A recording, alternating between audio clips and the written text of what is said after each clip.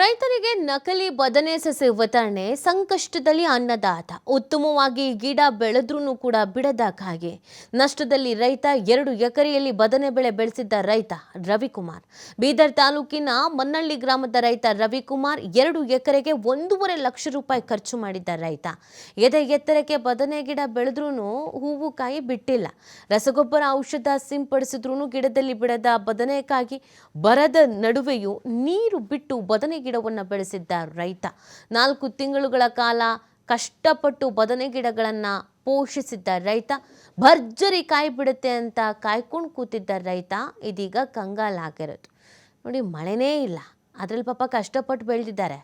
ಈ ಗಿಡ ಹಿಂಗೆ ನೋಡಿದ್ರೆ ಏನು ಚೆನ್ನಾಗಿದೆ ಅಂತ ಅನ್ಸುತ್ತೆ, ಆದರೆ ಫಸಲಿಲ್ಲ ಪಾಪ.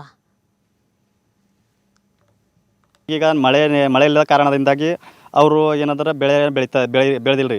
ಬಂದಿದ್ದ ಬೆಳೆನೂ ಏನಾಗ ಒಣಗೋಗಿದೆ ರೀ. ಇದ್ರೊಳಗೆ ಏನದ ನಾವು ನೀರಾವರಿ ಬೆಳೆನ ಬೆಳೀತಿದ್ದೀವಿ ರೀ. ಅದ್ರೊಳಗೆ ತರಕಾರಿ ಬೆಳೆಯನ್ನು ಆಯ್ಕೆ ಮಾಡ್ಕೊಂಡಿದ್ದೀವಿ ರೀ. ಬದನೆ ಬೆಳೆ ಅಂತೇಳಿ ಆಯ್ಕೆ ಮಾಡ್ಕೊಂಡಿದ್ದೀವಿ ರೀ. ಈ ಬದನೆ ಬೆಳೆ ಏನದಂದ್ರೆ ಈಗ ನಾವು ಏಪ್ರಿಲಲ್ಲಿ ಹಚ್ಚಿದ್ದೀವಿ ರೀ. ಬದನೆ ಬೆಳೆ ಇದು 3 ತಿಂಗಳಿಗೆ ಸ್ಟಾರ್ಟ್ ಆಗೈತೆ ರೀ. ಬದನೆ ಬೆಳೆ ಆದ್ರೂ ಅದು 3 ತಿಂಗಳಲ್ಲಿ ಸ್ಟಾರ್ಟ್ ಆಗಿಲ್ಲ ರೀ.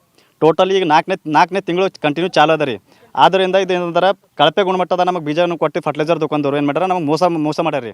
ಆದುದರಿಂದ ಇದಕ್ಕೆ ಏನದಂದ್ರೆ ಯಾವುದೇ ರೀತಿ ನಾವು ಕೆಮಿಕಲ್ ಯೂಸ್ ಮಾಡಿದ್ದೀವಿ, ಕಾಯಿ ಬರ್ತವೇನೋ, ಹೂವು ಬರ್ತವೇನೋ, ಜಾಸ್ತಿ ಇನ್ನಷ್ಟು ಬರ್ತವೇನೋ ಅಂತೇಳಿ ಗೊಬ್ಬರ ಆಗಲಿ ಕಳೆ ಕಳೆಯೋದಾಗಲಿ ಮದ್ದಾಗಲಿ ಗೊಬ್ಬರ ಆಗಲಿ ಎಲ್ಲ ಮಾಡಿದ್ದೀವಿ ರೀ. ಮಾಡಿದ್ರೂ ಕಾಯಿಗಳು ಬರ್ತಾಯಿಲ್ಲ.